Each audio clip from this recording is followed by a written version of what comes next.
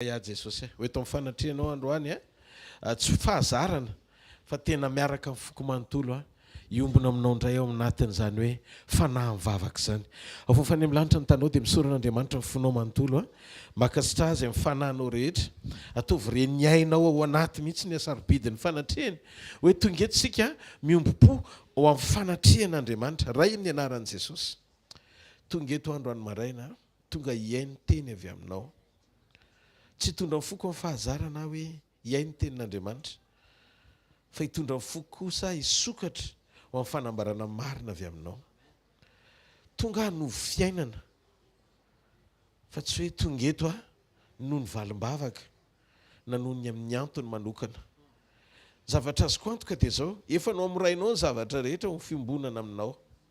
Fa ao anatin'ny firaisana sy fampitoerana teny dia misokatra ho anay ny fahafahana mahazo ny zavatra rehetra na inona na inona. Noho izany androany maraina tonga hiombona aminao fotsiny hiteny hoe ity Jesosy androany amboaro ny foko tena ho iray tanteraka amin'ny sitraponao atonga ho ilay fafinaretanao mandehandeha eto amin'ity tany ity amin'ny anaran'i Jesosy. Amen. Ataontsika ity tanana mafeo an'Andriamanitra mahazo toerana tompo. Alleluia.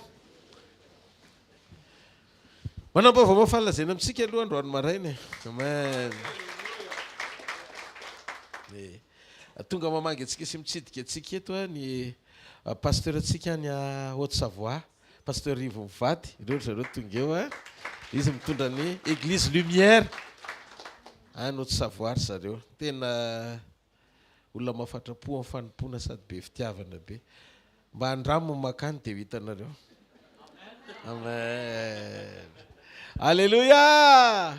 Tena mitovy tanteraka amin'ny fiainantsika ety ihany sy ny fifankatiavantsika ety ihany koa ny fifankatiavana misy any amin'ny zareo.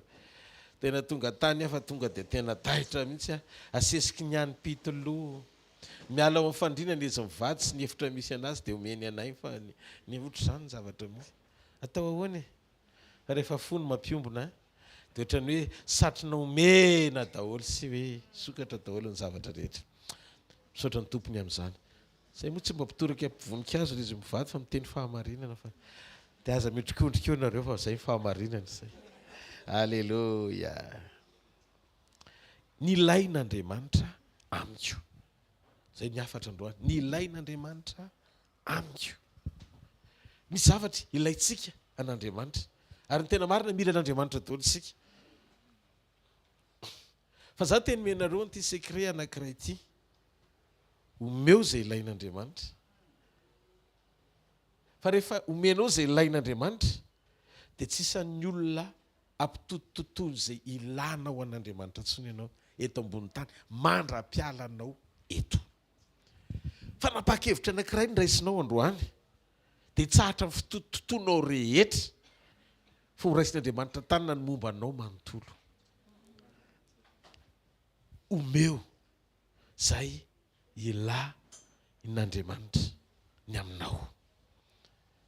Omeo zay ilain'Andriamanitra ny aminao. Fihetsiketsehany ivelany tsy ahitana fankasitrahana.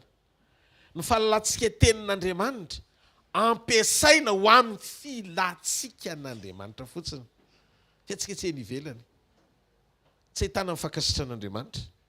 Ny fampiasantsika tenin'Andriamanitra, ny fampiasantsika vavaka, ny fampiasantsika ny fanompoantsika ho amin'ny tanjona manokana ilatsika an'Andriamanitra.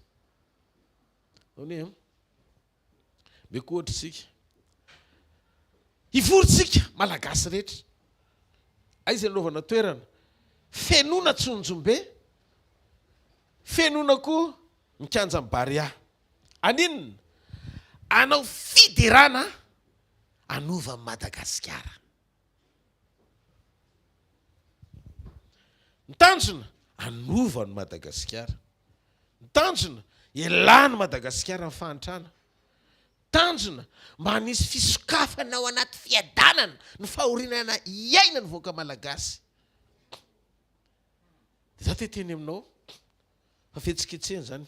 Andriamanitra tsy Andriamanitra ny spectacle fa Andriamanitra changement, fiovana aloha. ny zavatra tian'Andriamanitra ho hita voalohany. Mafantatrareo ve? Ohatra tsy mety le hoe tsika andeha hivory dia hivavaka dia hidera. Dera fotsiny dia dera fotsiny dia finaritra be fotsiny dia mandihy fotsiny dia miakohaka fotsiny dia mietsika daholo ny fihetseham-po dia miraraka daholo ny ranomaso dia ny ranondely tonga dia feno daholo ny mosoara. Dia zay ny porofom-panehoana fa tena tafimbona tamin'Andriamanitra tsika. Valy ny androany maraina, tsia.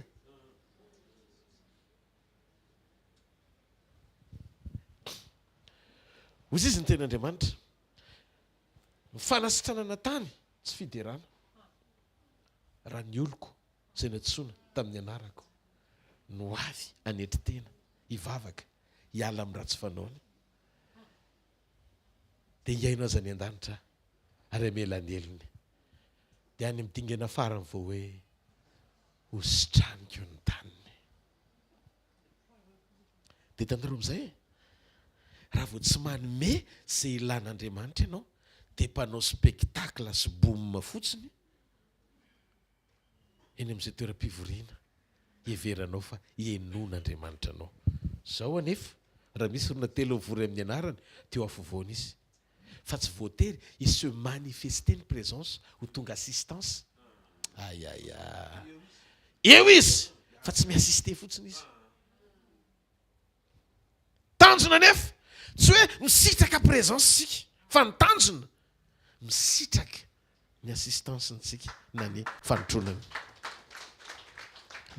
Ahoana misehon'le izy? Dia ndao tsika hijery kely zavatra ato anaty Baiboly. Andriamanitra dia mitady mandraka androany. Jesosy niteny an'izany. Jesosy Kristy avy any Nazareta nitsy no niteny an'izany. Ny ray ozy izy dia mitady mpiakohaka marina. Fiakofana marina. Fipetram-panehoana ny fiakofana ho marina ny sarobidy amin'Andriamanitra. Le fahamarinana le fiakofana fa tsy ianao mikohaka amin'ny tsy fahamarinana. Ahoana misehon'izany Pasteur Rodolphe? Tsotra le izy. Ny tena mpiakohaka marina dia tsy mametraka ny zavatra hafa ho sarobidy aminy mihoatra no fanatrehan'Andriamanitra. Averiko. Ny tena mpiakohaka marina dia tsy mametraka ny zavatra hafa ho sarobidy aminy mihoatra no fanatrehan'Andriamanitra. Rehefa tsy eo izay toe-po zay eo mpiakofana. Ny fiderana dia tsy fiakofana ataontsika amin'ny fahafinaretana. Ananatsika sensation fahatsapana hoe eo Andriamanitra na koa fahatsapana hoe mety Andriamanitra. Tsy izay ny fiakofana. Tsy antsika mahatsapa hoe fa mety amin'Andriamanitra ny zavatra toko izany. Tsy antsika tsy nivelany le izy. Jesosy tsy mitady ambiance fa adorateur.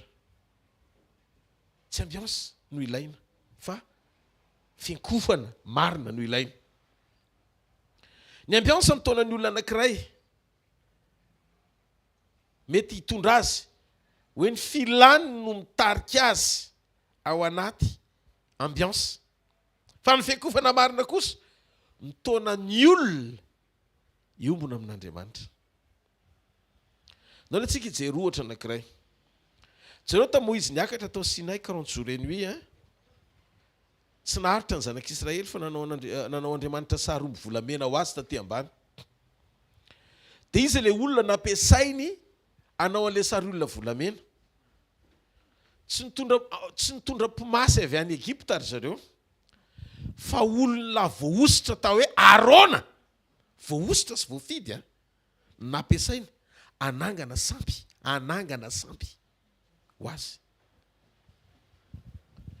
Mihaino tsara tsika tovandro zao tsara ny tanan'izay mandre. I Arona Andriamanitra no mifidy Arona anampy a Moïse ho mpisorony avy amin'ny taranaka Levy. Nefa io rangahy io no nampiasainy zareo anangana sary io volamena ho azy. Izy zareo tsy nahitany Mosesy satria lasa Mosesy nitokana dia ohatry ny ela loatra le 40 jours sy 40 nuits. Nanjary naniraka Arona amboatra zavatra hafa ho azy amin'izay izy. dia inona zany ny zavatra tia kozaray tendaony antsika isainy ny ositry arona no nampiasainy anaovan'Andriamanitra hafa anoerana an'Andriamanitra en question ositry arona no nampiasainy anaovan'Andriamanitra hafa rehefa tsy nahita ny Andriamanitra Mosesy izy zao nefa ny zavatra marina arona tsy nantsoina amoron'Andriamanitra hafa fa hitona ny Israely ahita n'Andriamanitra tsy ny rôla ny antsonanao ny ratsy hoe nantsono mpisorony ianao fa ny zavatra nataonao avy amin'izay fanomezana nomen'Andriamanitra ao anao hoentinao hanoerana azy ny problème tsika isainy inona ny zavatra takian'Andriamanitra aminao ry Arona zanak'Andriamanitra mpanompon'Andriamanitra mila mijoro i Arona amin'ireo kristianina malaina ny tombo fa mitoetra sy mialoka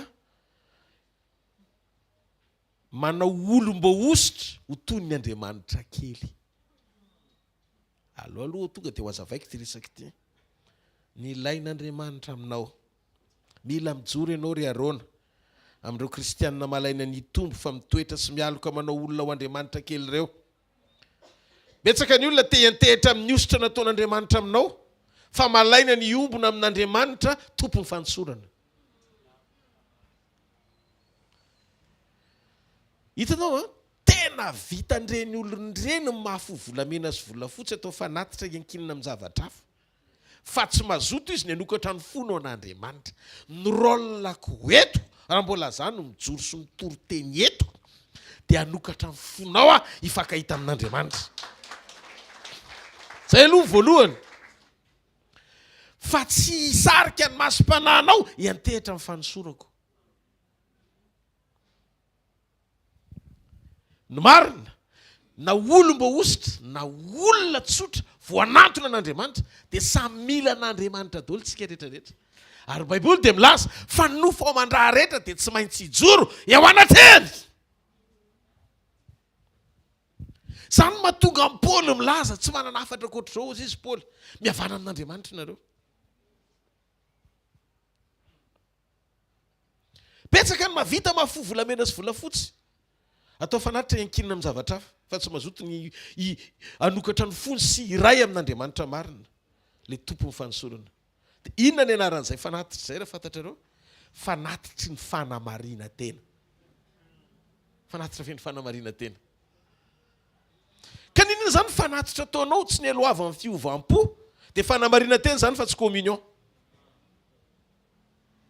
maniraka aronanao saharoa mivolamena fotsiny zany fa tsy fanajanan'Andriamanitra zay mahatonga an' Jesosy ny laza ao matotoko 5 ny 7:20 ka 7:20 raha no mifanatitra ianao izy dia apetrao le fanatitra aloha dia andana ataovy zay varanao amin'ny rahalanao raha misy manalelo aminao voatery le izy zany hoe Andriamanitra zany mametraka ny sokajiny atao hoe tena fanatitra marina ao anaty fiakofana marina ny aloava ny fahadiova-po mba hisehony le fakasitrahany le fanatitra ataonao isy lanjany eo amason'izay Andriamanitra anaovanao an'izany eto zany tsy miresaka mikasika mbona hoe fitantanana eo anivony hoe fanatitra aterina ho an'Andriamanitra ho an'ny mpisorona izay nomena fahefana anatanteraka an'izany asa zany fa ho atsika koa izay manao fanatitra ho an'Andriamanitra manoloana ny toe-po ananantsika mialohan'ny fotoana anatanterantsika izany ho amin'ny fanjakany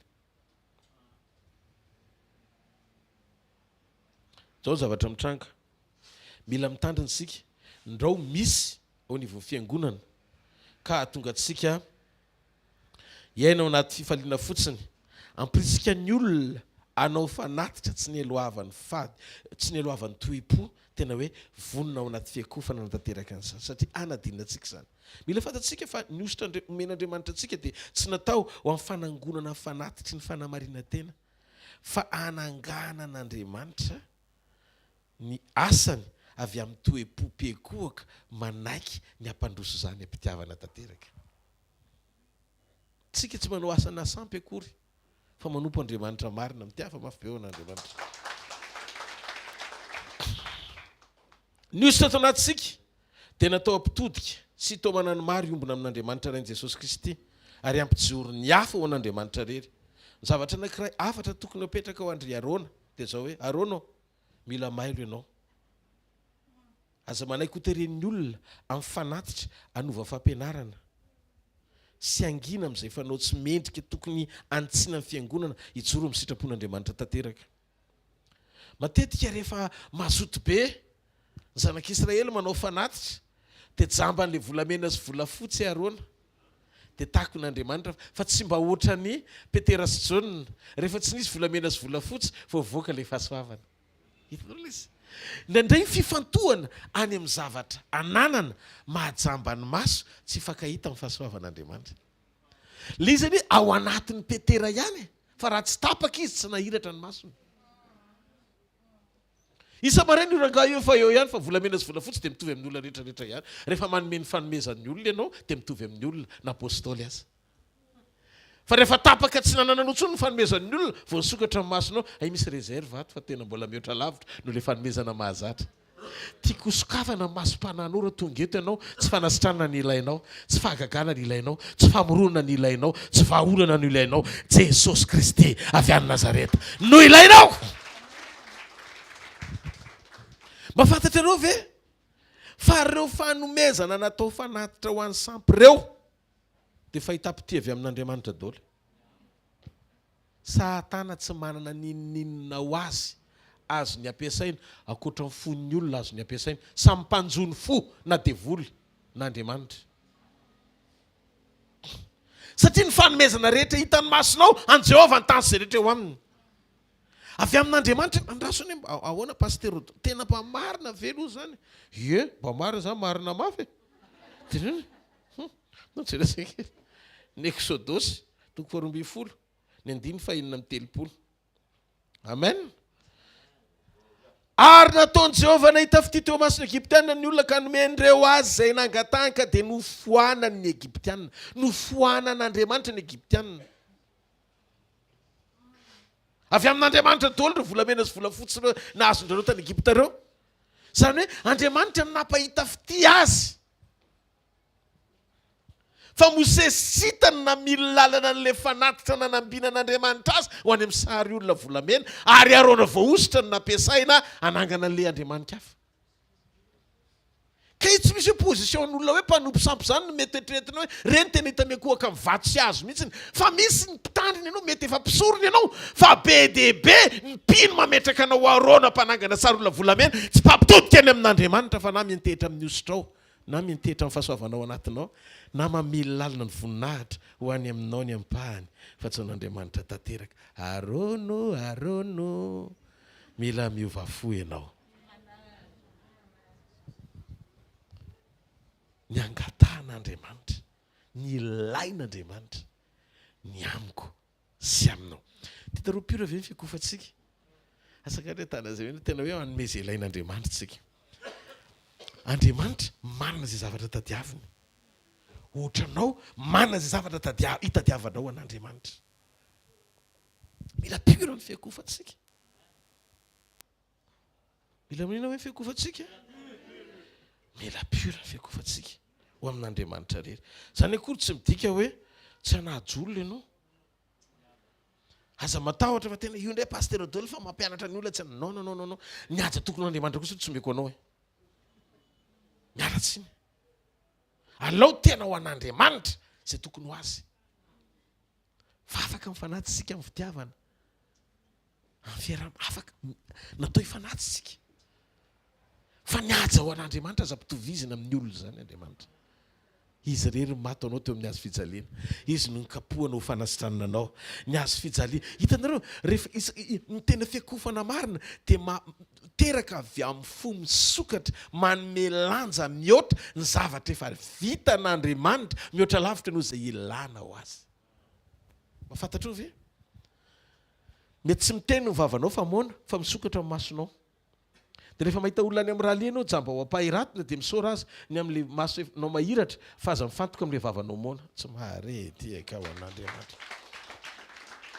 Misy zavatra sarobidy efa nataon'Andriamanitra eo amin'ny fiainanao mihoatra lavitra noho izay ilana ho azy. Ny mpiakohaka marina tsy mifantoka amin'ny zavatra ilaina fa mankasitraka amin'ny zavatra efa ananana. Aza pahoriny ny sakafo tsy misy fa misaora fa mbola ny tenanao aza mbola velona. ny ainao ary mbola ao anatinao afaka misitraka an'izany. Mba fantatrareo ve fa ambony lavitra noho ny sakafo tsy misy tadiavina ny appétit te hinana. Mipekoaka marina tsy andevozy ny enaritra tsy hitany. Fa mifaly satria mananaina mbola manana appétit te hinana enaritra. Pekoaka marina tsy andevozy ny fitafiana ialonana ho an'ny hafa. Aoako ninninninnin. Ty ve? Ty zao vao netiko malina tory mbola netiko maraina androany maninona. Reo tsy nahitanao maly fa retao nanaovako maly. Dia androany amin'ny fo maraina, sotara sasana na borosina ny nify, amboarina ny anina pidirina kiraro, go! Tsisy mahita, tsy problemako izay tafiako fa nisorako an'Andriamanitra amin'ny fo maraina, ny tenako mbola ambony lavitra noho ny fitafiako. Ka rehefa mitombo le fiekofana, mejamba ny masonao tsy mahita ny zavatra ivelany. Satria mifantoka ianao amin'ilay fahatsarana ao anaty. Efa asehoan'Andriamanitra tamin'ny Adama ny rany azy izy. Hijery ny zavatra eny ivelany. Inona ny zavatra eny ivelany? Na mianarana daholo ny biby teo amin'isa fa tsy hita izay vady saza ho azy. Dia taitra izy ary tao tsororo daholo reto fa za rery sisa. Fa zao tsy tonga tao an-tsainy ny faniriana Eva banga. Satria tsy namoron'Andriamanitra azy zany hatramin'ny voalohany. Fa nafinaritra dia hoy izy Andriamanitra. Ny fahafenona mampitombo fahatsarana nandiniako anao rery tao Edena. Dia hoy izy avoakako avy ao anatinao le fahatsarana tokony hameno bangy eo amin'ny fiainanao. Naka kôty izy, naka nofo izy, napetrany teo akaiky teo izy Eva. Alleluia. Fahatsarany Adama zany tsy tany amin'ny ivelany jereny hoe aiza le izy, fa ny fifatohan'Andriamanitra ny tao anatiny. Ka Andriamanitra zany isaky mifantoka hoe ianao mitady zavatra eny ivelany, ny ao anatinao foana aloha jereny voalohany.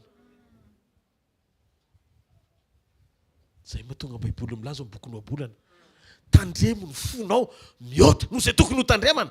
Fa le tena fiainana tsy avy nivelany tadiavina hoe aiza amin'ny vary, aiza ny laoka, aiza amin'ny vola, aiza amin'ny vahaolana. Avy ao ny havian'ny aina. Zay ny antony fampianarana misarika anao andiny tena ao anaty aloha mba hahafahan'Andriamanitra maka avy ao amin'izay ao anatinao hamaliny vavakanao. Mba fantatrao ny boky Noabolana milaza.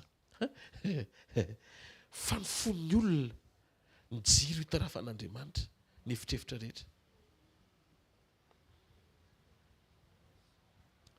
Fon'ny olona ny tarafan'Andriamanitra ny efitrefitra rehetra.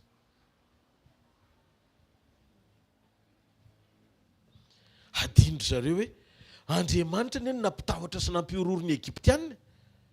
Natonga ny Egyptianina nanome ny zavatra rehetra. Andriamanitra natonga an'izany. Fa maninona ary ny adinodry zareo le Andriamanitra nanome an'le izy. Mosesy tsitany, teto anie Mosesy tsitany natonga azy namoron'Andriamanitra afy. Mosesy tsitany. Ary misy fampianarana diso zany. Raha vao ny fampianarana mampisarika ny sain'ny olona iorina amin'ny fahasoavana ao anatin'ny olona ahalala fa le olona ampiasain'Andriamanitra. Dia amin'ny fotoana tsy maheo an'le olona dia manaraka an'le olona daholo ny fifatohan'ny olona dia mivilalana amin'ny volona amin'ny fanodikodinany devolona. Vita ny zavatra rehetra. Le fanorenana mihitsy ny rava. Satria mitodika mijery olona ny fiangonana. Vao tsy hita karany joro fotsiny. Moïse. Jery Jehovah ny fanahin'ny olona. Itslovana ny efitrefitra rehetra. Efitrefitra rehetra. Ao am-po. Misy efitra zany ao anatin'ny misy chambre be dia be ke ao anatin'ny fonao. Fa tsy le lalan-drà hitanao mandehandeha mikorianao io dao. Misy efitra ao. Ao misy efitra mangatsika. Avy eo daholo ny poiran'izany atao hoe miezaka ianao ho tsara ivelany. Fo daholo io, tsara ivelany. Zay le mahatonga Jesosy miteny hoe mpiatsara ivela. Tsy. Rehefa tia ny fitiavana avy ao anatin'ny fo. Ny fitiavana avy ao anatin'ny fo. tsy azo amboarina, tsy azo trokenao ny manam-pitiavana anao tsy manana. Vaky ipotsiny ianao zavatra ataonao sy ny fomba fiainanao hoe ty olo ty a misy sa tsisy. Misy ve sa tsisy e? Tsisy e ozy ny olo tsisy e. Tsisy e. De raha misy ndray misy ve sa misy e? Misy e. Misy e. Misy mihitsy e. Kenao zany a na mety hoe malemy fiteny be azy, mety hoe malefadefaka amin'ny fomba firesaka, rehefa ny ao anatin'ny fo ny tsy tena feno fitiavana dia azo tarafana foana zany amin'ny fotoana rehetra satria efitrefitra tsilovina, azo tsilovina le efitrefitra. Andriamanitra zany rehefa mandeha manatinao dia ny fananao ihany, lampinao ihany jerena. Ka mahatonga ireo zany tsy mahazo valibavaka, tsy pekohaka marina satria mipekohaka marina mahazava be ohatry ny masoandro ny lampin'ny fanahany. Dia tonga dia miarera amin'Andriamanitra daholo zavatra tokony amboarinao. Fa mahatonga le izy flou satria me manomboka brûler le ampoule dia mila soloina eto amin'ny fanatrehan'Andriamanitra. Dia zay ny antony fampianarana manova ny toe-po mba hahafahan'Andriamanitra mahazo aina. Mitsilo anao a sy mikarakara momba anao ray manontolo. Afaka ianao amin'ny anaran'i Jesosy. Amen. Alléluia. Rehefa niodina tamin'Andriamanitra ny dia mahagaga. Izay nomen'Andriamanitra azy tamin'ny fahitapity ihany natao mifanatitra ho an'ny sampy. Anaovany Andriamanitra hafa ho azy. Ary zao le olomba ositra ihany nampiasainy atao hoe Arona. Nataony Arona tokoa zay tena nataony tokoa le izy. Le sary omby volamena. Dia nandihy ireo, nravy ireo. Le fandizana sy firavona zany a ambiance. Hitanareo ny fandizana sy firavona miaraka amin'ny toe-po feno fanompo-tsampy zany ambiance fa tsy adoration. Ry namako, tsika tsy mpitady ambiance. Tsy natsoinao amin'izany tsika fa natsointsika ho pekohaka marina. Ary tsika novain'Andriamanitra hitovy endrika aminy. Tsika novain'Andriamanitra hitovy endrika aminy. Eno ty famarinana ty. Fiankofan'Andriamanitra no natonga ny endrik'Andriamanitra ao amin'ny olona. Ary ny fiankofan'ny olona no hahatonga ny endrik'Andriamanitra hiverina aminy. Lalam-piankofana fanovana endrika. Tsy mare tiaka Andriamanitra. Andriamanitra nidina teo amin'ny vovoka, ny akohaka, nasiany sofla amin'ny vovoka, tonga olombelona, nampitaina tao amin'ny fiankofan'Andriamanitra. Tsisy vovoka mitsangana zany. Hoe ary Andriamanitra dia nanisy fofona teo amin'ny vovoka. Nataony le sary endrika aloha dia Andriamanitra mihitsy ny akohaka nanisy fofona natao amin'le vovoka, vao lasa endrik'Andriamanitra le vovoka atao hoe olombelona. Dia rehefa niodina ny olona, dia ny olona indray no natao akohaka amin'Andriamanitra, amerina ny endrik'Andriamanitra eo amin'ny olona. Ka mahatonga ny endrik'Andriamanitra tsy tena mivoaka, tsy parfait le fiankofana, tsy tanteraka le fiankofana. Dia anao tsika eritreritry tezitra tamin'ny Israely, Mosesy. Andriamanitra koa tezitra tamin'ny Israely. Dia hitantsika efa saikiringana ny Israely. Fa Andriamanitra miteny hoe foana eo ny taranaka io fa tsy anangana taranaka vaovao avy aminao aho izy Andriamanitra. Fa teto nahafantarana hoe mpiakohaka marina Moizy. Ozy izy hoe zao ozy izy a maneneny ianao amin'izany mihevitra ao zany. Tsy mampaninona. Tombotsoa Moizy le izy. Raha teo zany le toe-po a. Hitanareo le hoe toe-po miady tombotsoa. Rehefa metimety aminao ny zavatra rehetra dia mafana ianao.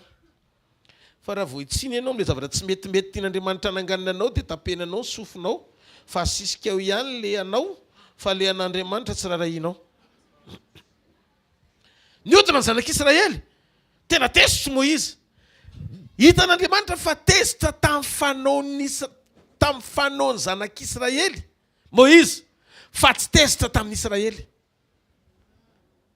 Ianao rehefa tezitra contrôleo ny fahatezeranao fa tsy tonga dia ny ahafantarana ny olona ampifiakofana amin'ny fotoana tokony isehony fahatezerana mahay mandanjalanja ny fony izy hoe ty zavatra ty ny mahatezitra. Fa tsy hoe rehefa tezitra dia mirefitra hatramin'ny ao an-trano, adala be anao, adala mitapy. Tena fitapesana ianaran'izany. Olona tsy manana contrôle eo amin'ny fiainana. Inona ny ankin'Andriamanitra aminao iny?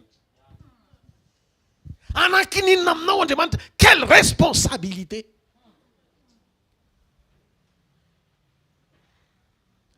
responsabilité sandraikitra kin'Andriamanitra aminao. Mila fantatrao. Mba fantatrareo. Zany ndray rehefa mandeha amin'ny croisade dia mangataka mihitsy amin'Andriamanitra mifoko. Hoe reto olony reto, Andriamanitra mitompony reto fa tsy za. Raha misy tsy mety ahilako tsara. Le nataony se ohatrao tamin'ny zavatra nataony se no antsiko ny se. Fa eny amin'ny asan'Andriamanitra samy manao izay mba azony fony atao dia mila mianatra ianao mifampizara-pitevina. Angaro karamainao daholo. Iza taminareo ny karamaiko andao dia nompon'Andriamanitra fa meko vola ohatranareo dia nompon'Andriamanitra. Fanomponareo sy fitiavanareo n'Andriamanitra ny aloranareo ny zavatra rehetra andraisinareo valipiti avy amin'Andriamanitra. Ndao tehaka ho an'ny ekipa rehetra. Noho izany any tsy tokony isy feo miakatra zany. Tsisy tokony feo miakatra any. Amboary fo any izan'Andriamanitra Moïse ô. Pekoaka marina venao. Moïse any amin'ny croisade. Zao le ataony Moïse. Jereo ny boky Exodus toko 2:30. Andriamanitra niteny taminy aringako daholo amin'izay. Raha le toe-polo aringako daholo amin'izay ny olona angamba raha ianao teo mitoerana amin'le toe-polo ananao ho tanteraka tokoa ny izany. Tompo, sainy efa nandrasako tamin'ny ianao ny Andriamanitra mariny. Satria nahoana te horoly le tao tany avy amin'ny taranany no tahina ny firenena rehetra.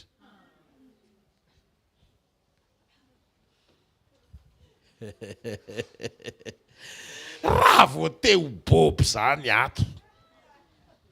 Tana aloha mandiny teny. Tsisy boby.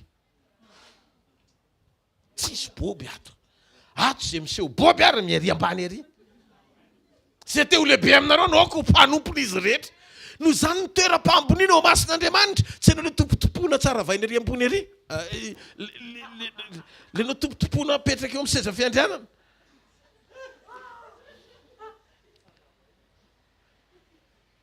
Fa ianao le midina ery ambany ery manompony rehetra tsy maharety eka ao an'Andriamanitra. Zany lazainy Jesosy. Tsy fampianarako zany. Tsy fampianarako. Tena mifona fa tsy fampianarako zany. Jesosy ny teny an'izany. Jereo masina akaikinao ny ilain'Andriamanitra aminao e. Ateny ny ilain'Andriamanitra aminao. Dia mbola mihoatra noho izay ilana ao an'Andriamanitra. Dia teny izy io ilana ao an'Andriamanitra io e. Afaka ho valinana zao dia zao aza.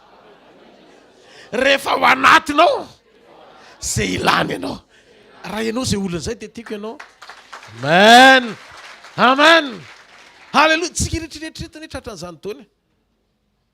Nga io any amin'ny croisade ihany ao an-trano. Ao daholo miainga ny zavatra rehetrarehetra. Izay zavatra ifamahananareo ao. Ny sakafonareo ao. Ny menu no haninao ihany. Fonao miteny. No maritra ny rivotra navoakanao. Raha vao mihinan-kena be loatra ianao fa tsy légume. Dia pitsaramaso sy atody lakoka fotsiny. Mievoka tsara ny ao an-trano. E tonga dia mifantatra hoe zao ny sakafonareo. Ianao zany vakina ara-piombonana tsara fotsiny avy ao an-trano amin'izay fihetsika rehetra avoakanao iny. Ianao tsy afaka anao livraison na stock tsy anananao zany. Ah oui, bien sûr, pasteur. Zay misy. Tsy afaka ianao stock ao an-trano ihany. No zarainao any ivelany. Jereo ny Mosesy.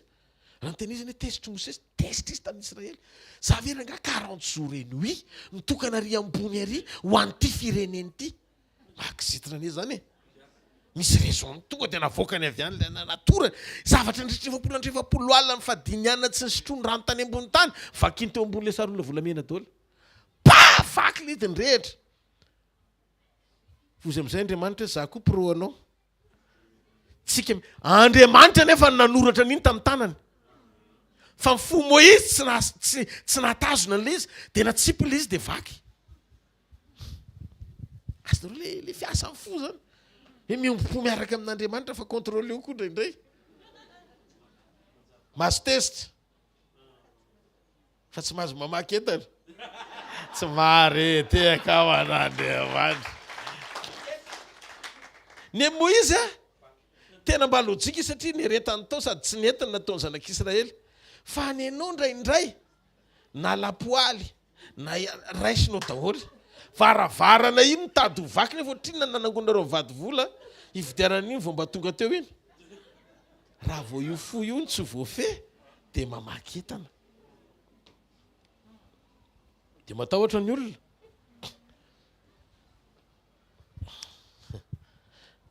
Zay mahatonga vadinao indraindray amin'ny alina mandohalika. Tompo, esoro ny fanahy ramirintona.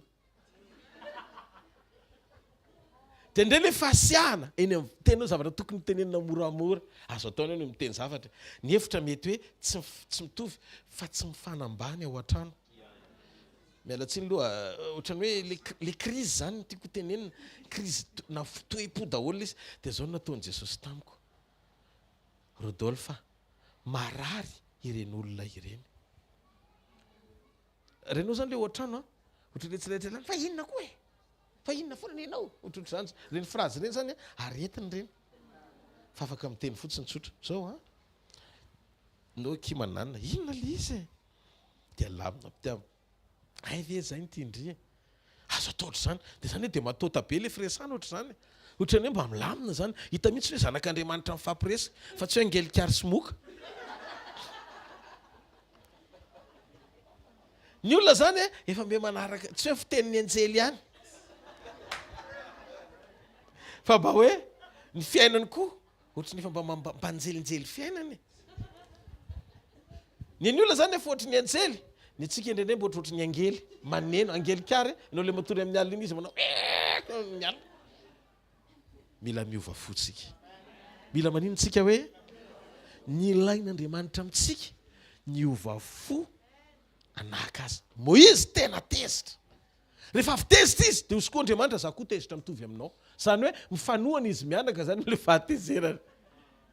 Satria ny nataony zanak'Israely tena tsy mety amin'Andriamanitra.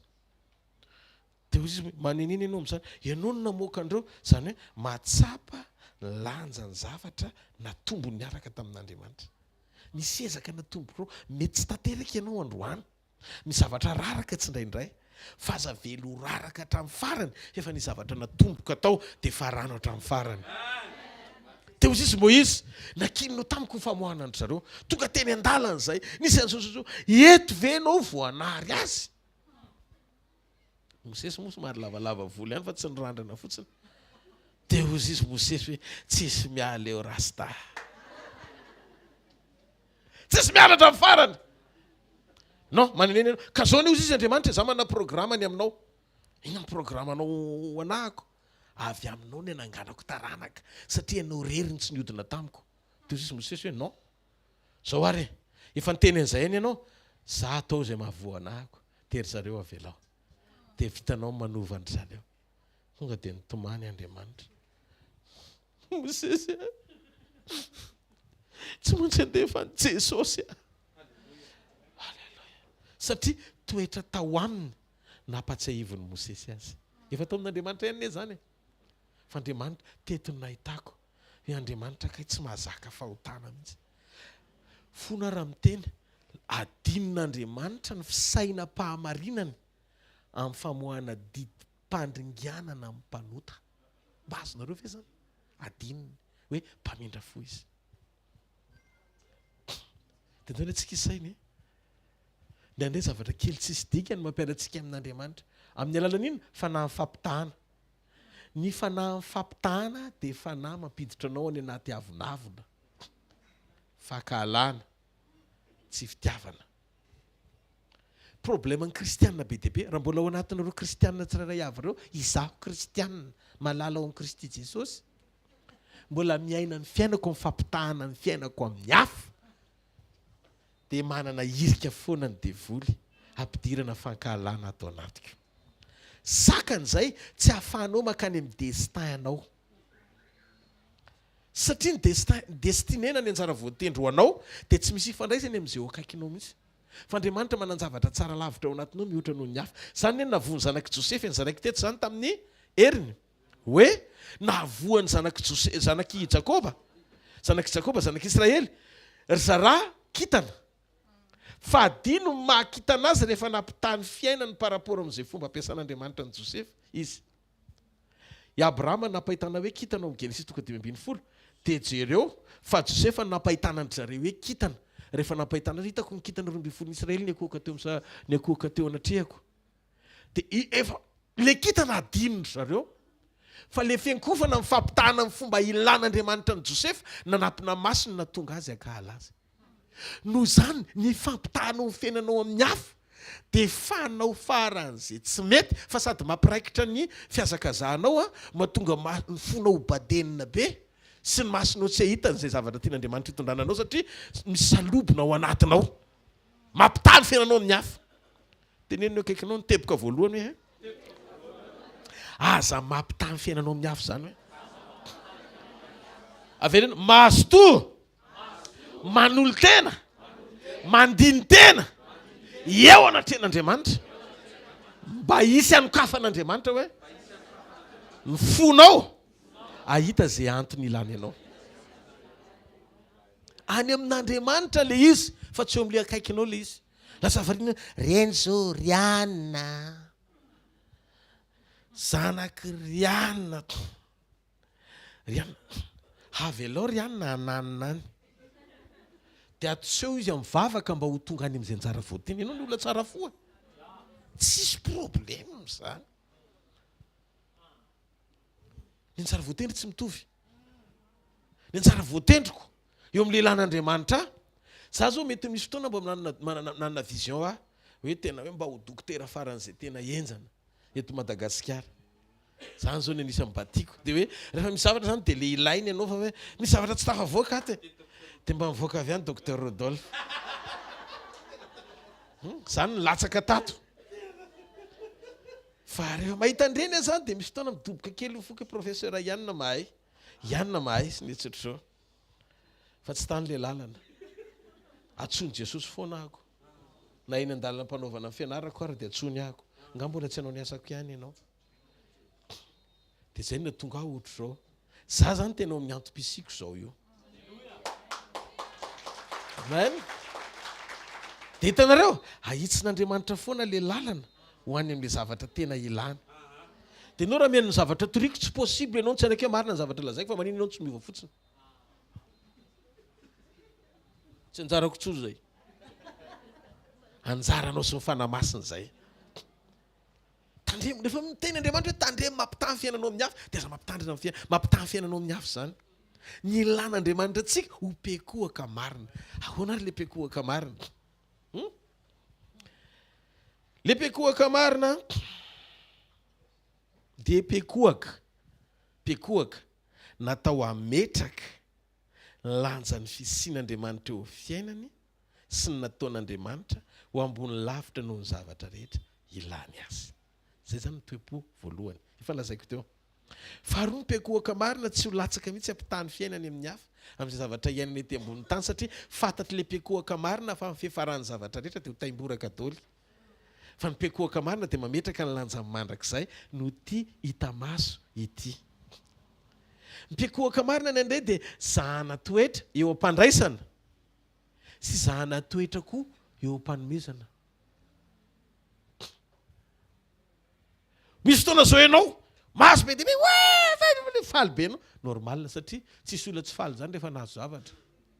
Fa raha misy zavatra tokony hamoahana an'iny hita hoe ary ty mbola tsy milamina ty ohatrohatr'izao dia ianao koa mila manao hoe fa nampiasain'Andriamanitra afaka mizara. Ary tena renao mihitsy hoe malalaka anatin'ny fonao fa tsy hoe voatonga izy ndry zany efa saky vidy tenisy faran'izay lebany. Tsy mora misaina zay ho an'ny tenany fa mametraka ny lanjany fisian'ny fanjakan'Andriamanitra ho ambony lavitra noho ny tenany. Le izy tsy amboarina, tsy filana sitraka eo amaso ny alalàna fa tsy tena libre ianao amin'ny fotoana anankiray tsy tokony hanomezana satria manam-pahefana ianao dia te hiteny amin'Andriamanitra tapiny etokony ianao Andriamanitra aloha tsisy an'izany.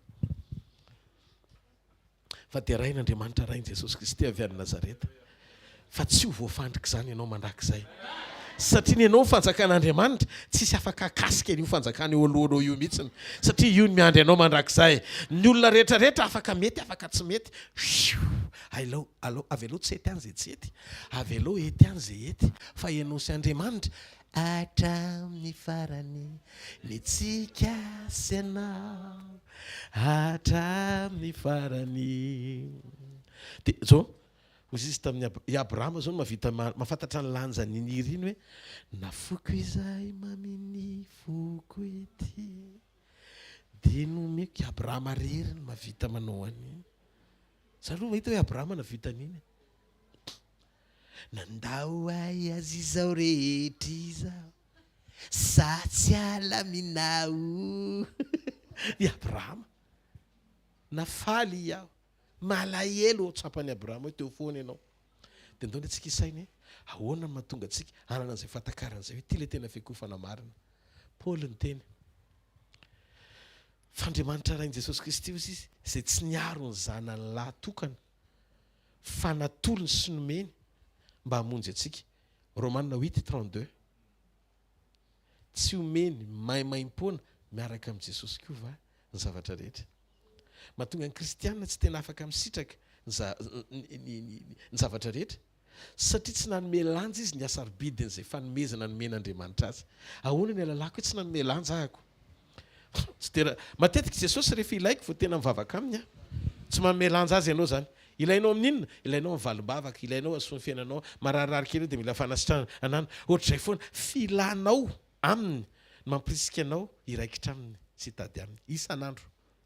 Fa zao adinitsika fa le zavatra rehetra tadiavintsika nefa efa nataon'i Jesosy en package ao amin'i Jesosy Kristy daholo nametrany ray azy. De zao za ozy tsy miaro ny zanako lahy fa natolotra hamonjy anao. Efa tiako omenanao miaraka aminy fiainanao tsy maintsy mandroso. Miaraka aminy sarotra sy mafy no resy. Miaraka aminy tsy ho raraka mandrakizay ianao. Ny tena marina mila miaraka aminy aloha. Avereny zao miaraka aminy, eo aminy, ao aminy, manao zay sitrany aloha. Zara nga tsy mandeha ty akao an'Andriamanitra natokana. Izay le pekoaka marina. Manome lanja an' Jesosy. Misy fotoana aloha zany rehefa misaina ao an-trano, ohatrany hoe te hideran'Andriamanitra zany, andaotsika ny hoe andaotsika zany hideran'Andriamanitra aloha androdana Jeriko, tsy fiderana zany, Jeriko zany. Jeriko arodany zany fa tsy fiderana. Misy fampianaran-diso zany. Mahatonga ny Jeriko tsy mirodana. Ianao io zany fiovampo zéro. Fanoratena zéro. Ny ataonao ihany. Pastera, misy mandresy lahatra ana amin'izany. Azo manao zany fampianarana zany fa mba jereo kely ry Josafate mba mandinira angamba jereo ny tantara faharoa roapolo manoko amin'ny diny voalohany fa azany amin'ny diny faha roapolo ka hatramin'ny fatelo amby roapolo fotsiny nizigizina. Tsy résultat izy tia nytantarana fa rehefa mafy ny ataky tena mafy tokoa le ataky nitodika zao nomana ny fony ho an'Andriamanitra mafy be tsy mahazaka an'izany profesia zany ianao hoe ohatrany hoe niteny amiko Andriamanitra ozy izy le profeta fa ho atolotr'Andriamanitra ho anao ny ady. Nefa ny zavatra hitany maso loatra vitsika fahavalo. Tsy zakanao le profesia anainganao hiatika le problème. Raha tsy nio manao tanaty vavaka sy fadikana sy fanokana teny Josafat. Le fanokana tena sy le fiombonana dininy sasany. Fa la hiprovoke tsambikimbiki nitady ambianso ohatran'ny zanak'izy le tany anefitra ihany mamaky azy. Zany ny atao hoe mandihy fa tsy afa-keloko na hoe tsy afa-tavony. Tsy ambianso no ilaina.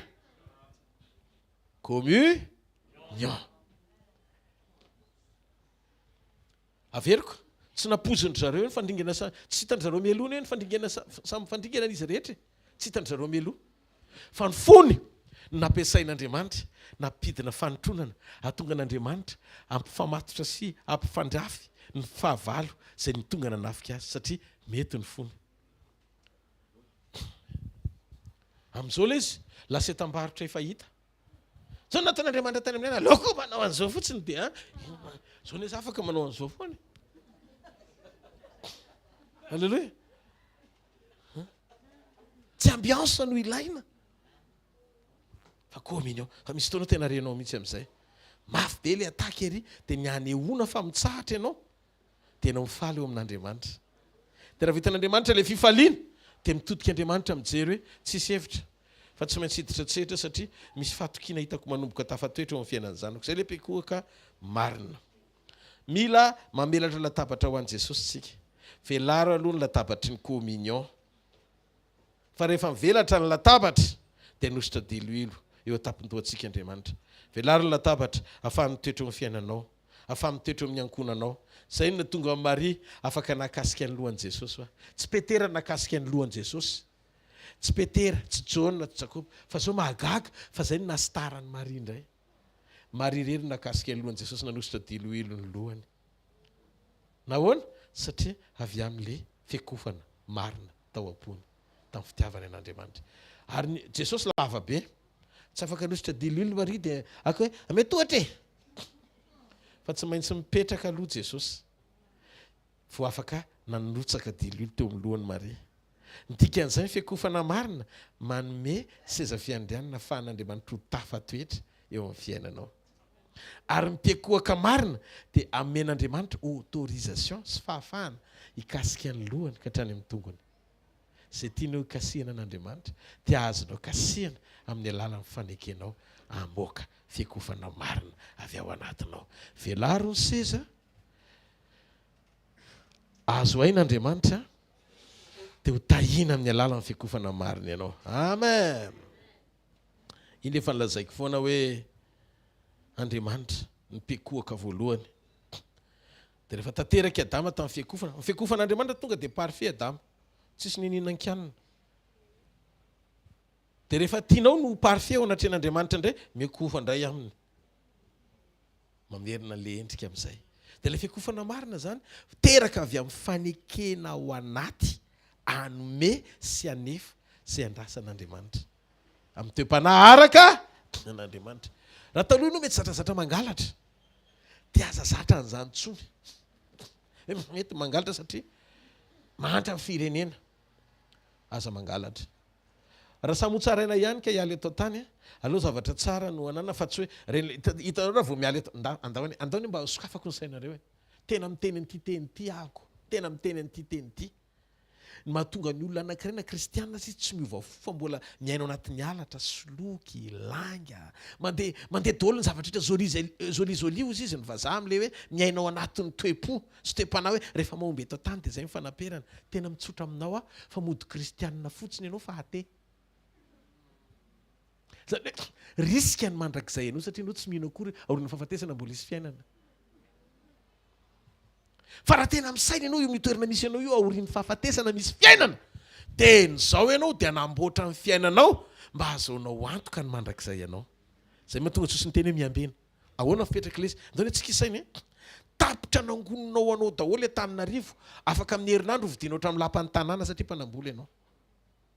Amin'ny fotoana ilanao aina 2 minitra farany ime amin'izay Satana. Satria hoverinao ao anatin'ny sainao ny tenin'Andriamanitra hoe inona moa ny soazonao na azonao ary zao rehetra zao zay ifikiranao anamavonao an'Andriamanitra, ny mpanompon'Andriamanitra, ny rehetrarehetra tianao amavona daholo ao anatin'ilay satria tsy zaka ny zanakatodoanao le fananana. Toy izy Andriamanitra hoe nanenina ny tany eo. Fantatrareo, tsy ny fitahinanao ny problème an'Andriamanitra fa ny fomba fijerenao ny fiainanao amin'izay ara-panahy tokony izoranao araka ny sitrapon'Andriamanitra. Haniny problème amin'Andriamanitra tsy fahavalony harena izy. Fa tianao ho ambina sy ho salama amin'ny zavatra rehetra fa adinonao tahaka izay nambinina ny fiainam-pananao ihany koa satria ny fananao no natongavany mandrakizay ianao ny enjeu amin'izao e. Eo aiza ianao raha tsy misy an'i Jesosy? Dia ianao tsy kisaina kely amin'izay. Ananao ny zavatra rehetra 2 minitra alohan'ny ilanao eto tany, tena renao mihitsy hoe tia ny zavatra tokony nataoko fa tsy nataoko. Rehetra satria verina daholo ilay fahamarinana amin'iny fotoana iny nefa eo misy an'ilay transition amin'izay. Manomboka hialy eto tany amin'izay ianao, epita ao mandrakizay. Fa eto avavolombelona, tena ny lanitra amin'ny vavolombelona. Ty teny aminareo, enio ty teny ty mahavery ny mijoro vavolombelona manday.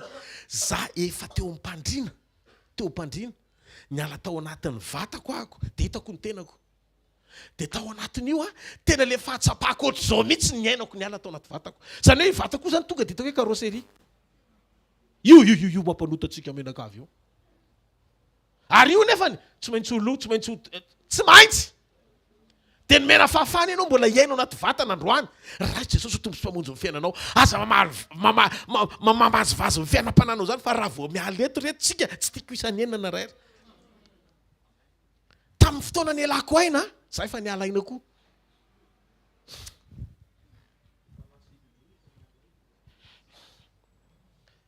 Tena ohatrany hoe tsaroko. jery dia hitako tany lahy hitako daholo ny zavatra rehetrarehetra toy hoe ilozako zany ve ty tonga dia anaty fraction na seconde le izy renao le izy hoe iny ianao fa hiala dia alohan'ny alanao hitanao mihitsy amin'izay le tunnel ngeza be lava be miakatra any an-dala tonga dia ohatran'ny plastique transparent zany mamefy anao hoe iny ianao fa handeha teo an'ny anso mafy be tany anato jesosy aho hoe vonjeo aho ahoana ozy izy tao anatin'le dia henoko le ahoana verina ny haiko fa manino miverina ny haiko tiany anao tsy andalo an'izany ntsony amin'ny fotoana ilanao eto tiantsika tsy raha avy tena hoe ana fahatsapana mety mahatonga an'letsika mbola kidaladala kely mbola tsy dia tena milaminy hoe asa olombelo tsy akoho awa marina olombelo tsy akoho rehefa eny an-dalana hovay io fomba fanao io teneniny akaikinao ny ilain'Andriamanitra aminao hoe mahatahory ianao an'Andriamanitra misy manam-pahefana hoe hanary any amin'ny elo dia izay fahefana izay miakofy ianao aminy fahefan'Andriamanitra amen sa tsy amen izay zanak'Andriamanitra etra izany dia natao izay ampifaly an'Andriamanitra ampijoro anao eo amin'ny sitrapony ny atonga anao mpiakohaka marina fa raha voazay ny zavatra mitranga androany ianao miovaafo eo hoe zany hoe dia efa manà mihitsy sady dia efa manà hoe isy olona indray androany miovaafo zao marain'izao ihany ianao dia andray mifahagagana ao raha vo ianao le miovaafo dia zao ihany tsy angatana rapitso a zao ihany misy olona eto hita surprise tsara avy amin'Andriamanitra amin'izay zavatra rehetra ataonao io amaly ianao Andriamanitra izy mikarakara ny ainao izy mikarakara ny fananao fa izy koa mikarakara ny ovatanao io mandana makany amin'ny dokotera dia jereo le izy dia mitony vavolombelona amin'ny zoma dia ho hitanao fa marina ny zavatra teneniko voaeto ianao miova fo fa miteny Andriamanitra tena marina ny teneninao tena diso Andriamanitra vao manaonao an'izany ianao dia ozy Jesosy hoe izy tsy mijery hoe fahadisoanao fa le fonao miverina ny hitany zay mahatonga amin'ny teny hoe Andriamanitra mandraka androany tsisy fanamelohanao amin'ny Kristy Jesosy zay le fahasoavana zay le grasy ny grasy tsy manameloko anao Andriamanitra fa aza mody fanina ao anaty fahotana miova fo dia aza miverina amin'ny intsony misy dika an' Jesosy matony teny tamin'ny Maria Magda lenina ozy izy zao nanoty ianao voavely ianao zay so amin'izao sisy zao fa tsy hoe noho ny fahasoavako manotafa aky ny fandraisana an' Jesosy tsy hoe anamafisan'orona ny zavatra efa nialana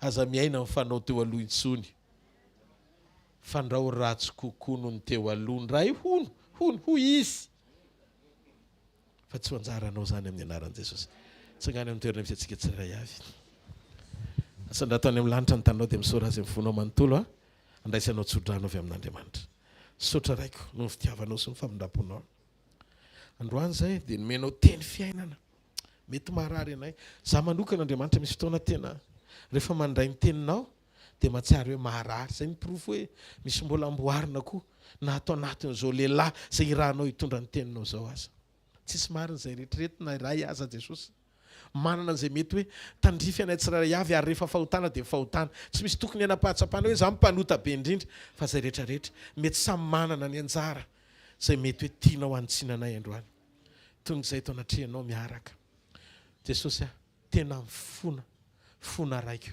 amin'ny anaran'i Jesosy misy fotoan'izay minitsy mahita ny fitiavanao anay minitsy mijery fa manao fanahiniana satria tsapanay fa lehibe ny famindraponao androany izay miverina eo potitsy ny azo fijaliana manome lanja ny famonjena ho raisinay le hoe lay teny hoe fitiavana mandrakizay ny tiavako anao azay fitiavana mandrakizay zay ny tianay mba hiainana sy hanananay ao anatiko androany raiso ho ao anatinao ny fitiavan'Andriamanitra anova foanao ao amin'ny sitrapony anaisitra n'izay zavatra rehetra tsaraky ny sitrapony ka mety mangeja ao anatinao tsy afanao miaina ny fitiavany raiso ny fahasoavan'Andriamanitra androany afanao misitraka ny famelan-keloka mamaim-poana tamin'izay nanoloran'ny tenany teo amin'ny azo fijaliana ho anao mandehana amin'ny anaran'i Jesosy fa izy amenao anatinao ny fahasoavany tsy ho raraka zany ianao, tsy ho ravo zany ianao, tsisy fiadiny eto voaforona melezana anao ka ho ambinina, tsisy asany maiziny eto ka anajamba sy andrava ny fiainanao zany mandrakizay. Afaka miseho zay tiany atao fa mifandresenao azo antoka. Ozy le afatra teto maliny eto ny pasteur tahina hoe tsy adinao io fa azy. Ho raisy ny adinao dia ho ataony eo amin'ny fiainanao hitantaratra ny fandresenao miaraka aminy. Androany maraina miva io olana io, miaisitra io aretiny io, mahomby ao anatiny io ady io ianao. Ninona fatorana sy fanangejana rehetra afaka amin'ny anaran'i Jesosy.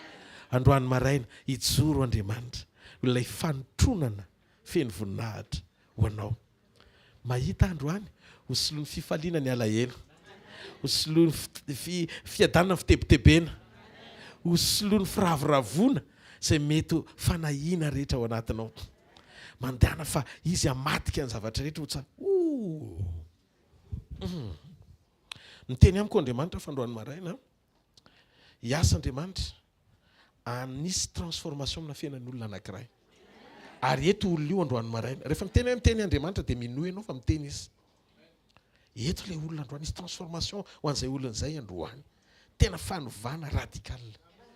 Tena hoe tsy apozina mihitsy fa miteny amiko Andriamanitra nisy olona eto hitako mifono ozy Andriamanitra dia androany fotoana anovako azy. Ary rehefa miova izay ianao dia miova ny zavatra rehetra. Tsy le anganogano intsony mafantatra fahamarinanao dia faly, mahay mitorobe ianao hoe tia ny tokony atao, mahay manano fa ianao mihitsy ny resy lahatra sy manapa-kevitra ao anaty voady sy fijoroana hoe ty zavatra ty tena an'Andriamanitra amin'izay manomboka androany. Ary ianao izay olona izay amin'ity maraina ity. Ny zavatra rehetra manomboka ety amin'izay. Iara-iasa soa amin'izay ny zavatra rehetra satria nahita mpiakohaka marin'Andriamanitra.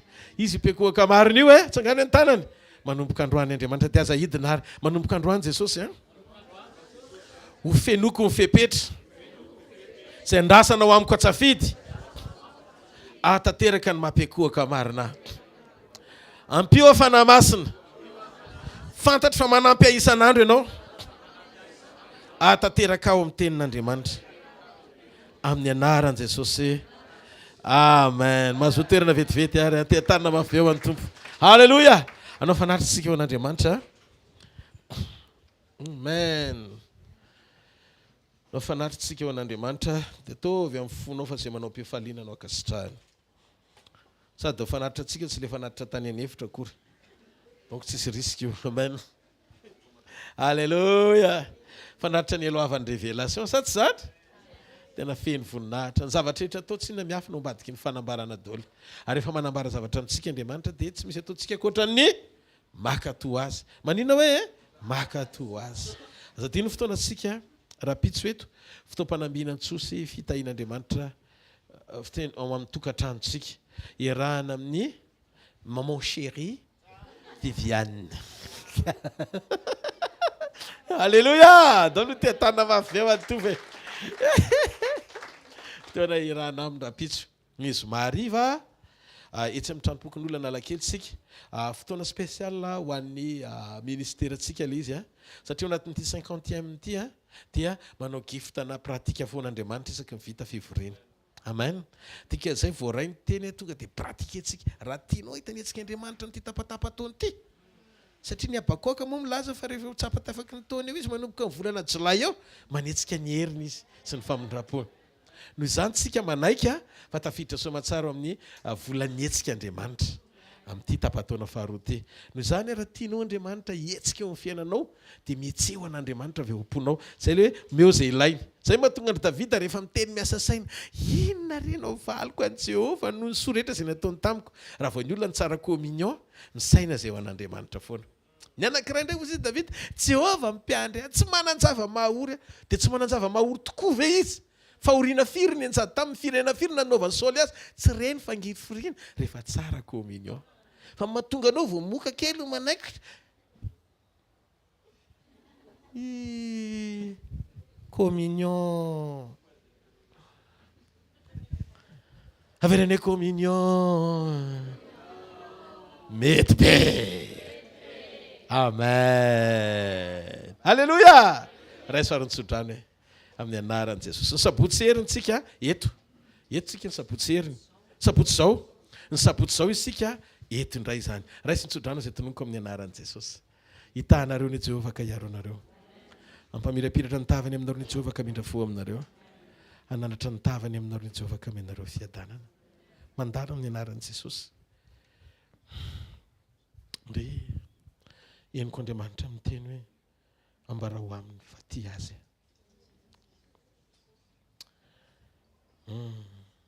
sotra Jesosy sotra fa tianay ianao ary tianay amin'ny fitiavana tsisy condition ataovy renay sy lanja fantatray ny lanjany zany mba ahafahanay tsy aina amin'izay zavatra mampalahelo anao tsony satria tianay ianao